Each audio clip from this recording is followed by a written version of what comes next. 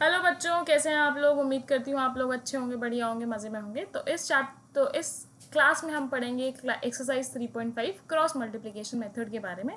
हम जानेंगे अगर हमें इक्वेशंस दी हुई हैं तो हम उन्हें क्रॉस मल्टीप्लिकेशन मेथड से कैसे सॉल्व कर सकते हैं, और अगर हमें पेयर ऑफ इक्वेशंस दी हुई हैं तो हम कैसे बता सकते हैं कि उनका यूनिक सोल्यूशन होगा, नो सोल्यूशन होगा, या इन्फिनिटली मेनी सोल्यूशंस होंगे।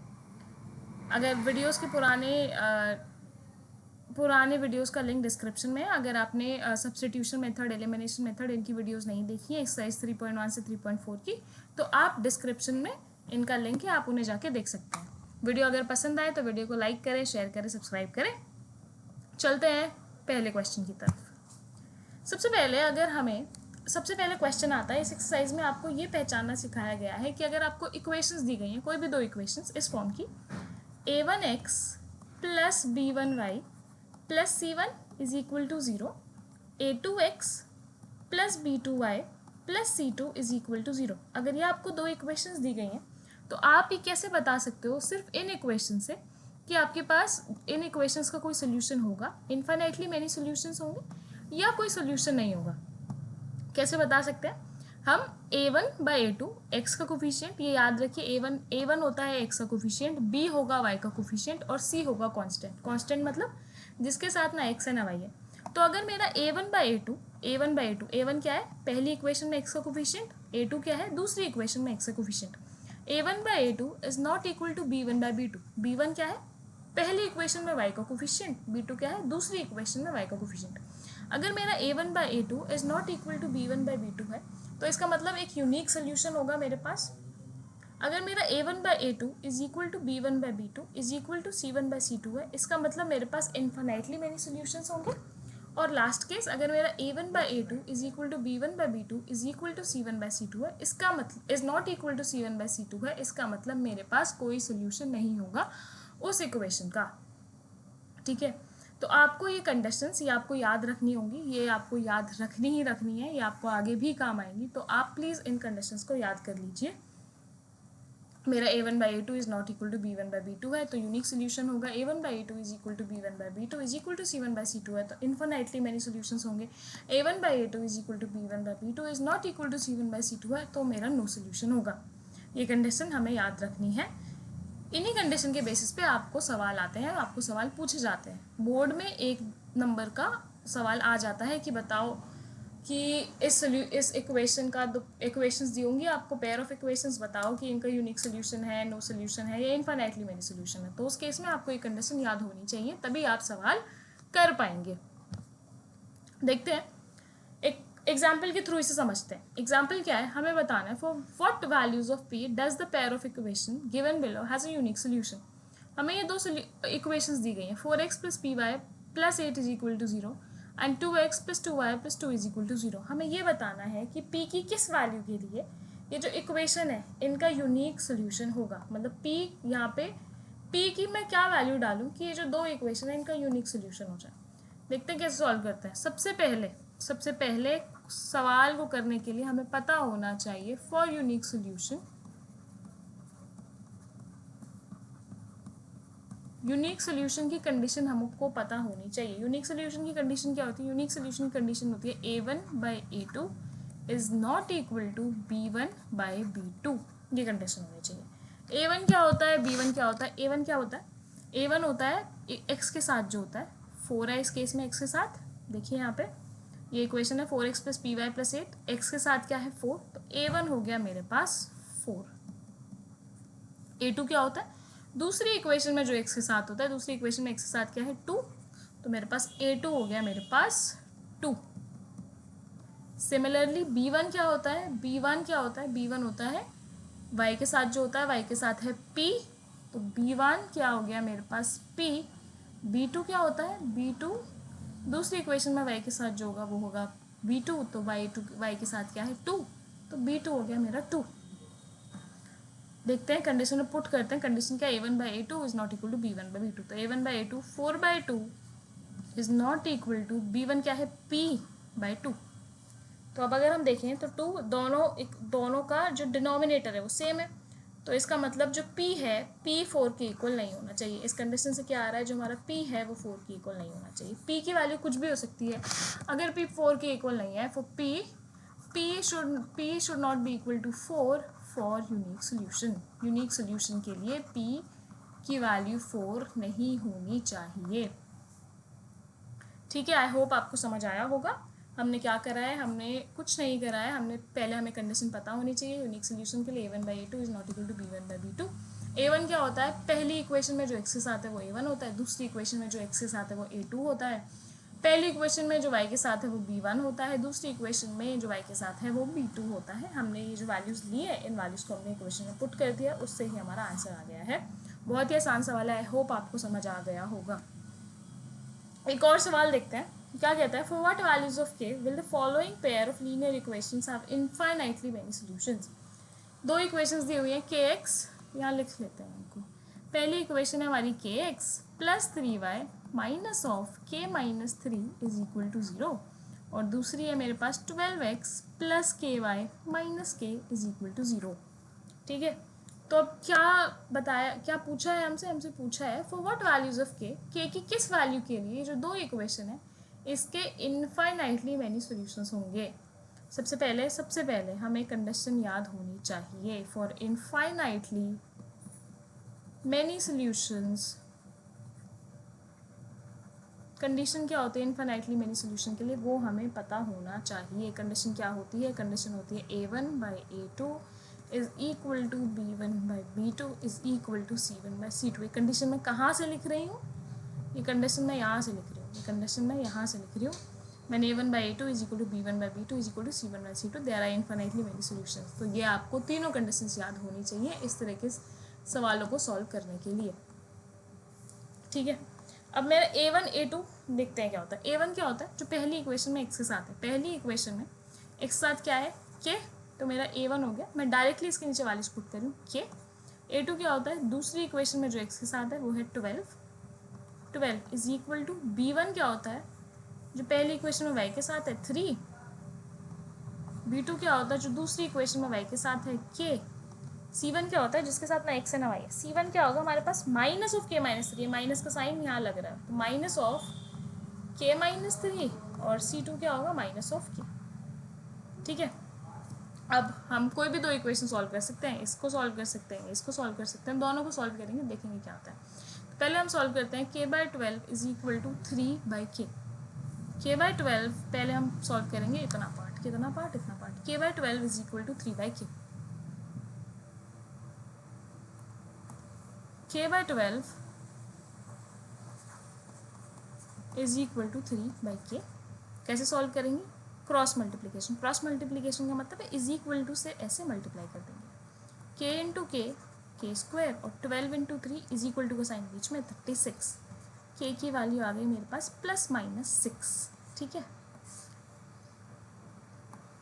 दूसरा पार्ट जो मैं सॉल्व करूँगी वो मैं ये सॉल्व करूँगी, कौन सा वाला, ये 3/k is equal to, minus से माइनस कैंसिल कर दिया, k minus 3/k। 3/k is equal to 3/k is equal to k minus 3/k। कैसे सॉल्व करेंगे, क्रॉस मल्टीप्लाई, इसको इससे मल्टीप्लाई, इसको इससे मल्टीप्लाई। कैसे होगा, 3 into k 3k is equal to k into k minus 3, k into k square minus 3k is equal to 3k। Solve कर लेंगे, 3k को इधर ले जाएंगे, के स्क्वायर यहाँ क्या बच जाएगा 0, minus 6k, k into k minus 6 is equal to 0। तो k की वैल्यू क्या आ गई हमारे पास 0, या फिर k की वैल्यू आ गई मेरे पास 6।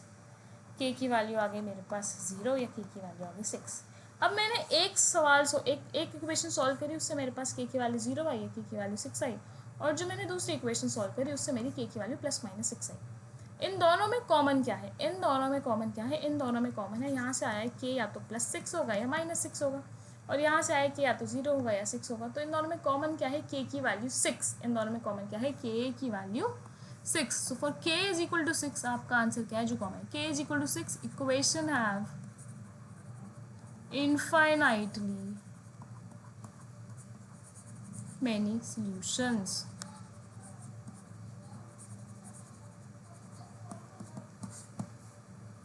ठीक है, आई होप आपको ये समझ आ गया होगा। आगे बढ़ते हैं, आगे बढ़ते हैं। अब हम देखेंगे क्रॉस मल्टीप्लिकेशन मेथड होता क्या है। क्रॉस मल्टीप्लिकेशन मेथड, जैसे हमें इक्वेशंस दी गई हैं, हमने सब्स्टिट्यूशन मेथड से इक्वेशन सॉल्व करना सीखा है, हमने एलिमिनेशन मेथड से इक्वेशन सॉल्व करना सीखा है। अब हम देखते हैं क्रॉस मल्टीप्लिकेशन मेथड होता क्या है और हम उससे इक्वेशन कैसे सॉल्व कर सकते हैं। ठीक है, अगर हमें कोई भी दो इक्वेशन दी गई, या तो आप ये फॉर्मूला होता है डायरेक्ट x रखिए, x के नीचे b1c2 minus b2c1 y1 a1 a2 b1 b2 क्या होता है ये देखते हैं, ये क्या होता है ये देखते हैं। दो इक्वेशन है मेरे पास, a1x plus b1y plus c1 is equal to 0 और दूसरी है a2x plus b2y plus c2 is equal to 0। तो अगर हमें ये इक्वेशन सॉल्व करनी है इज इक्वल टू 0, अगर हमें ये इक्वेशन सॉल्व करनी है तो मैं b1c2 x upon b1c2 minus b2c1 is equal to y upon c1a2 minus c2a1 is equal to 1 upon a1b2 minus a2b1। ठीक है, ये मैं फॉर्मूला याद कर सकती हूँ, बट इसे याद करने की ज़रूरत है नहीं, हम इसे आसानी से फॉर्मूले को बना सकते हैं, रटने की ऐसा कोई ज़रूरत है नहीं। कैसे बना सकते हैं, आप ये जो इक्वेशंस है ना, इनका बस फॉर्मेट याद रखिए कि a1 क्या होता है, a1 वो होता है, एक सेकेंड, a1 क्या होता है, a1 वो होता है जो x के साथ होता है, b1 वो होता है जो y के साथ होता है, a2 क्या होता है जो x के साथ होता है, b2 क्या होता है जो y के साथ होता है, c1 एंड c2। ठीक है, बस आपको ये याद रखना है a1 a2 b1 b2 c1 c2 होते क्या है। अब आप कैसे बना सकते हैं इसे देखते हैं। यहाँ पे आप लिखिए b1 b2 c1 c2 a1 a2, फिर से लिखिए आप b1 b2, इतना लिख दिया आपने। लिखने के बाद यहाँ पे x लिख दीजिए, यहाँ पे y लिख दीजिए, यहाँ पे z लिख दीजिए, सॉरी z नहीं 1, यहाँ पे आप 1 लिख दीजिए। ठीक है, 1 लिखने के बाद आपको करना क्या है, x ये हम यहाँ पे ध्यान देंगे, हम यहाँ पे ध्यान देंगे, x है ना, यहाँ पे सिर्फ इस पे ध्यान देंगे। कैसे, x लिखिए, x इसके अपॉन में क्या आएगा, x के अपॉन में आएगा b1c2 minus b2c1, b1c2 minus b2c1 is equal to, अब यहाँ y आ गया तो यहाँ लिख देंगे y अपॉन, यहाँ क्या आएगा c1a2, इसको इससे multiply cross multiply, c1a2 minus c2a1 minus c2a1 is equal to, यहाँ पे क्या है, अब यहाँ पे है 1 तो यहाँ पे लिख दिया हमने ऊपर 1, यहाँ पे लिख दिया हमने a1b2 माइनस a2b1 ये आपका सेम जो यहाँ फॉर्मूला था, वो आपका हमने यहाँ बना दिया। याद करने की ज़रूरत नहीं है, अगर आप रट सकते हैं तो अच्छी बात है, नहीं रट सकते हैं तो अब बस ये याद रखिए, पहले b1 b2 c1 c2 a1 a2 b1 b2 b1 c1 a1 b1 b1 c1 bc ab ऊपर x y और 1 लिखना है, उसके बाद b1 c2 minus b2 c1 c1 a2 minus c2 a1 a1 b2 minus a2 b1। हमको सिर्फ ये याद रखना है और आपका क्वेश्चन सॉल्व हो जाएगा। ठीक है, अब अगर आपको ये समझ आ गया है तो आपको फॉर्मूला रटने की ज़रूरत नहीं पड़ेगी।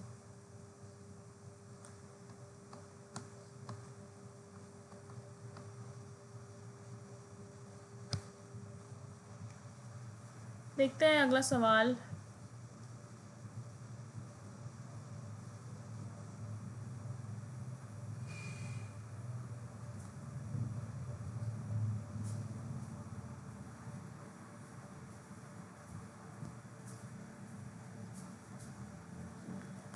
अगला सवाल इसको नहीं देखते हैं, कुछ और देखते हैं। इसका अगला आपको ये क्या हो गया, ये छोटा कैसे होगा, देखते हैं अगला कुछ देखते हैं।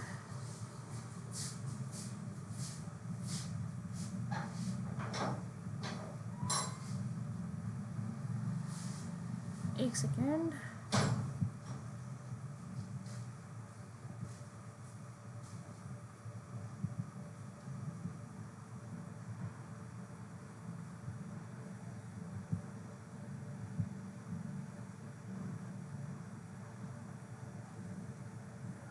चलिए अब क्रॉस मल्टीप्लिकेशन मेथड जो है उससे एक सवाल करके देखते हैं। सबसे पहले एक्सरसाइज 3.5 पे चलते हैं। 3.5 पे क्या कहती है कि which of the following pair of linear equations has unique solution, no solution, infinitely many solutions, in case there is a unique solution find it by using cross multiplication method. सबसे पहले तो हमें ये बताना है इन इक्वेशन में कि आपके पास यूनिक सोल्यूशन होगा, इनफाइनाइटली मेनी सोल्यूशंस होंगे या नो सोल्यूशन होगा। अगर यूनिक सोल्यूशन है तो आपको ये बताना है कि वो सोल्यूशन क्या है, मतलब इक्वेशन को सॉल्व करना है यूजिंग क्रॉस मल्टीप्लिकेशन मेथड। देखते हैं कैसे करेंगे। पहला सवाल देखते हैं। पहला सवाल है x minus 3y minus 3 is equal to 0 और 3x minus 9y minus 2 is equal to 0। सबसे पहले हम क्या निकालेंगे, हम a1 a2 b1 b2 c1 c2 निकालेंगे। ठीक है, a1 बाई a2 मैं क्या निकालूंगी, a1 by a2 b1 by b2 और c1 बाई c2 निकालूंगी। कैसे देखते हैं। a1 क्या होगा, a1 होता है जो x के साथ होता है। a1 क्या है मेरा, पहली इक्वेशन में 1, तो मेरा a1 हो गया 1। a2 क्या होता है जो x के साथ होता है दूसरी इक्वेशन में 3, मेरा 3 हो गया a2। साइन तो अभी बाद में लगाएंगे, अभी नहीं पता इक्वल आएंगे नहीं आएंगे। ये था 1/3। b1 बाई b2, b1 क्या होता है जो पहली इक्वेशन में y के साथ होता है 3, सॉरी -3 -3। b2 क्या होता है -9। c1 क्या होता है, c1 क्या होगा जो कांस्टेंट होता है ना x ना y है -3। c2 क्या होगा -2। ये हम इसे कैसे लिख सकते हैं, 3 बाई -9 को काट के 1/3 लिख सकते हैं। तो इक्वेशन ये क्या आएगा, 1/3 इज इक्वल टू 1/3, ये इक्वल है 1/3 और -3/2 ये इक्वल नहीं है, ये हमने साइन लगा दिया। कैसा आया, 1/3 is equal to 1/3 is not equal to -3/-2 3/2। इसका क्या मतलब है, क्या फॉर्म आई मेरे पास, ये मेरे पास फॉर्म आई a1 by a2 is equal to b1 by b2 is not equal to c1 by c2। अगर आप कंडीशन देखेंगे तो ये कंडीशन होती है नो सोल्यूशन की, इस इक्वेशन का कोई सोल्यूशन नहीं है, नो सोल्यूशन। ठीक है, ये आपका सवाल सॉल्व हो गया, कोई सोल्यूशन नहीं है। दूसरा देखते हैं, दूसरा सवाल देखते हैं। 2x कॉपी करते हैं इसे, एक सेकेंड।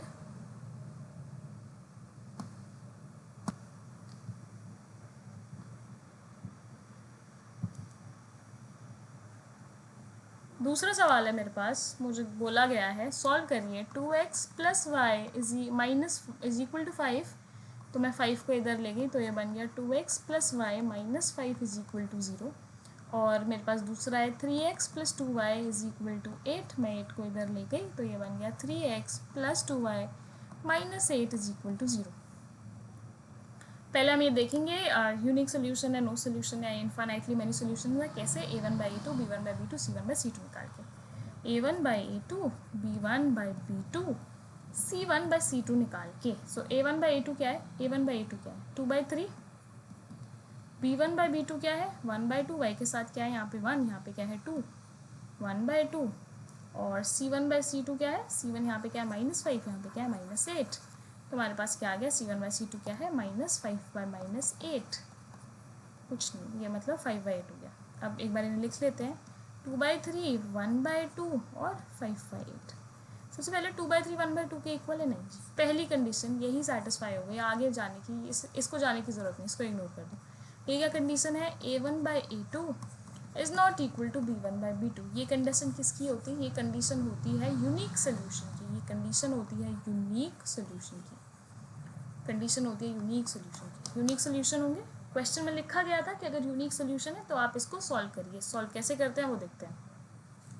इक्वेशन क्या है मेरे पास, 2x plus y minus 5, 2x plus y minus 5 is equal to 0 previous, 3x plus 2y minus 8 is equal to 0, 3x plus 2y minus 8 is equal to 0। कैसे सॉल्व करेंगे, क्या बताया था मैंने, फॉर्मूला रटने की ज़रूरत नहीं है, कैसे करेंगे, b1 b2 c1 c2 a1 a2 b1 b2, ये हमने लिख लिया।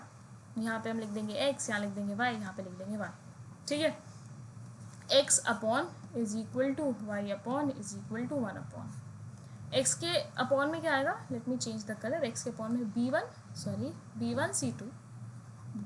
c2 minus b2 c1 is equal to y के अपॉन में क्या आएगा, c1 a2 minus c2 a1, और 1 के अपॉन में क्या आएगा, a1 b2 minus a2 b1। ठीक है, तो x upon b1 c2, b1 क्या है हमारा, b1 क्या है, अच्छा ऐसे लिखने की बजाय, ओके ये तो हमने फॉर्मूले से लिख लिया, अगर आपको और भी सिंप्लीफाई करना है ना तो एक काम करते हैं, इसको ऐसे लिखने की बजाय पेजेस 2x प्लस वाई, एक सेकेंड, आपकी इक्वेशन थी 2x plus y minus 5 is equal to 0। ठीक है, 3x plus 2y minus 8 is equal to 0। 3x plus 2y minus 8 is equal to 0। क्या बताया था मैंने, b1 b2 लिखना है, c1 c2 a1 a2 b1 b2, इसके ऊपर यहाँ x यहाँ y यहाँ 1। तो डायरेक्टली भी लिख सकते हैं। कैसे डायरेक्टली लिख सकते हैं, b1 b2, b1 क्या होता है जो मेरा x के साथ होता है, x के साथ क्या है 1, यहाँ पे क्या है सॉरी b1 क्या होता है जो मेरा y के साथ होता है, यहाँ पे क्या है y के साथ 1, यहाँ पे क्या है 2, सो 1/2। c1 c2 क्या है -5 -8, a1 a2 क्या है 2 3, b1 b2 क्या है 1 2। यहाँ पे लिख दीजिए x, यहाँ लिख दीजिए y, यहाँ लिख दीजिए 1। Simply x y 1 upon upon upon कैसे करेंगे, 1 इंटू -8, 1 इंटू -8, इसमें से माइनस करेंगे 2 into -5, 2 into -5 is equal to y के नीचे क्या आएगा, y के नीचे आएगा -5 इंटू 3, -5 इंटू 3 -8 इंटू 2, -8 इंटू 2। इसको थोड़ा सा 1 को इधर लिख देते, कन्फ्यूजन ना हो, ताकि इज इक्वल टू 1 अपॉन 1 के अपॉन में क्या आएगा, 2 2 = 4 -3 -1 3 इंटू 1 3। सॉल्व करते हैं इसको। सॉल्व कैसे करेंगे, सिंपली ये हो जाएगा -8 -2 5 = 10 plus 10 is equal to y upon 5 3 = -15 -15 plus 16 is equal to 1 upon 1। इसे और सॉल्व करेंगे, x अपॉन में +2 x/2 is equal to y/1 is equal to 1/1। पहले इसे सॉल्व कर लेता, y/1 is equal to 1/1, y/1 is equal to 1/1, इसका मतलब y आ गया 1, और है x/2 is equal to 1, so x/2 is equal to 1/1। इसको 2 से इधर मल्टीप्लाई, इसको इधर multiply, x is equal to 2। x की वैल्यू 2 आ गई, y की वैल्यू 1 आ गई, ये हमारा सोल्यूशन है। x की वैल्यू 2 आ गई, y की वैल्यू 1 आ गई, ये हमारा सोल्यूशन है। अगले क्वेश्चन पे बढ़ते हैं। अगला क्वेश्चन क्या कहता है, अगला क्वेश्चन कहता है for what value of a and b does the following pair of linear equations have an infinite number of solution. हमको वो वैल्यूज बतानी है जिसके लिए a और b के इनफाइनाइट नंबर ऑफ सॉल्यूशंस होंगे। Infinite number of solutions, question solve करने के लिए आपको कंडीशन याद होनी चाहिए। इनफाइनाइट सॉल्यूशन की कंडीशन क्या होती है वो हमको याद होनी चाहिए। इनफाइनाइट सॉल्यूशन की कंडीशन होती है, so for infinite solution, for infinitely many solution, condition होती है a1/a2 is equal to b1/b2 is equal to c1/c2। ठीक है, अगर आपको इतना याद है तो आपका सवाल हो गया, फिर उस सवाल में कुछ बचता नहीं है, आपका सवाल हो गया, कुछ है नहीं अब सवाल में। a1/a2 b1/b2 c1/c2 पहचानते हैं क्या होता है, 2x + 3y is equal to 7, पहला 7 को मैं इधर ले गई तो ये बन जाएगा -7 इज इक्वल टू 0। उसके बाद a minus b into x plus a plus b into y, इस पूरे को मैं इधर ले जाऊंगी, so -3a + b -2 is equal to 0। तो a1 क्या होगा मेरा, a1 क्या होता है जो x के साथ होता है पहली इक्वेशन में, जो कि 2 है, सो a1 मेरा हो जाएगा 2। a2 क्या होता है जो x के साथ होता है दूसरी इक्वेशन में, so my a2 will be a minus b. b1 क्या होता है जो y के साथ होता है पहली इक्वेशन में, so this is 3, b1 is 3। b2 क्या होता है y के साथ जो होता है दूसरी इक्वेशन में, जो कि a + b है। और c1 क्या होता है जो कांस्टेंट होता है -7। c2 क्या होता है जो दूसरी इक्वेशन में कांस्टेंट होता है -3a + b -2। अब मुझे क्या करना है, मुझे सिर्फ इन्हें इस इक्वेशन में पुट करना है। इन्फाइनाइटली मैनी सोल्यूशन की जो इक्वेशन है, मुझे इसमें ये वैल्यूज़ पुट करनी है, इसमें ये वैल्यूज़ पुट करनी है।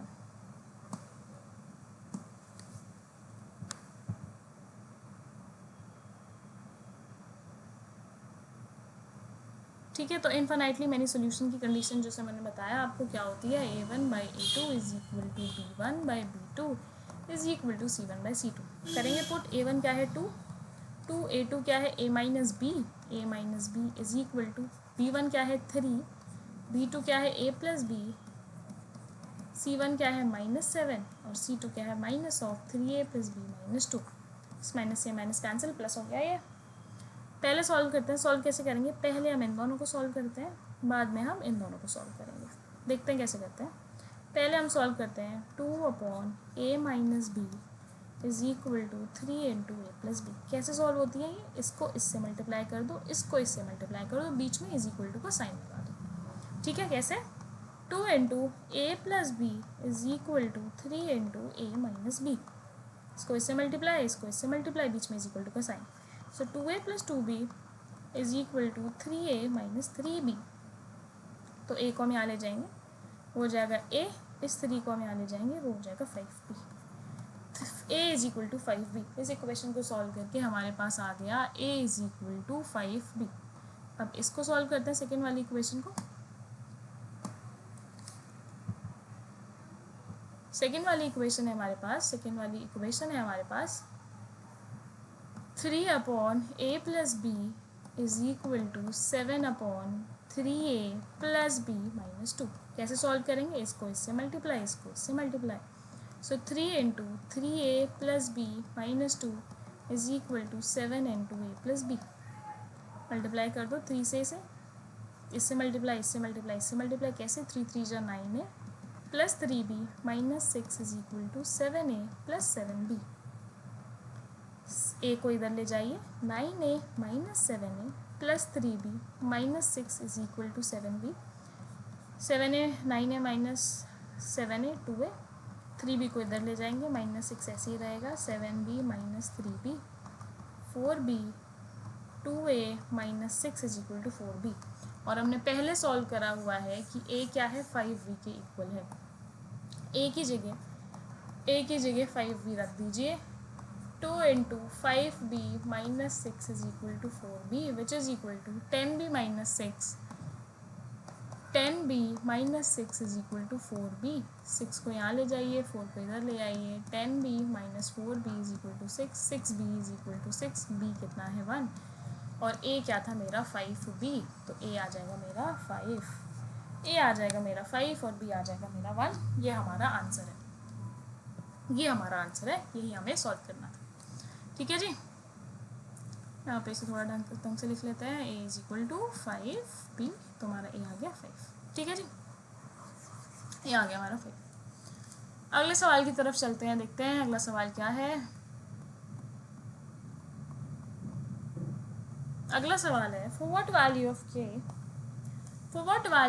मतलब following pair of linear equations are no solutions, कि किस वैल्यू के लिए इस लीनियर सोल्यूशन पे कोई इक्वेशन नहीं होगा, कोई सोल्यूशन नहीं होगा। सबसे पहले जैसा आपको बताया गया है, ऐसे सवालों के लिए सबसे पहले आपको कंडीशन याद होनी चाहिए। सो फॉर नो सोल्यूशन, कोई सोल्यूशन नहीं है, उसके लिए कंडीशन क्या होती है, वीडियो को पॉज करिए और ज़रा सोचिए, वीडियो को पॉज करिए, 5 सेकंड के लिए वीडियो को पॉज करिए और सोचिए नो सोल्यूशन के लिए क्या कंडीशन होती है। नो सोल्यूशन के लिए कंडीशन होती है a1/a2 is equal to b1/b2 is not equal to c1/c2। ठीक है जी, a1 क्या होगा, जो x से ज़्यादा, पहली इक्वेशन में 3। a2 क्या होगा, 2k-1 जो x के साथ है दूसरी इक्वेशन में। b1 क्या होता है, जो y के साथ है पहली इक्वेशन में 1। b2 क्या होता है, जो y के साथ है दूसरी इक्वेशन में k-1 is not equal to c1 क्या होगा 1, c2 क्या होगा -1, ये क्या होगा माइनस ऑफ 2k+1, माइनस से माइनस कैंसिल। ठीक है जी, सॉल्व करते हैं, यहीं से आई थिंक वैल्यू आ जाएगी, यहीं से वैल्यू आ जाएगी। सॉल्व करते हैं इसको,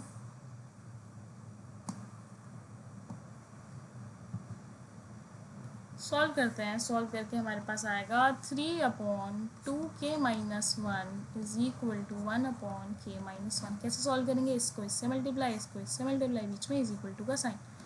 3 into k-1 is equal to 1 into 2k-1, so 2k-1 is equal to 3k-3।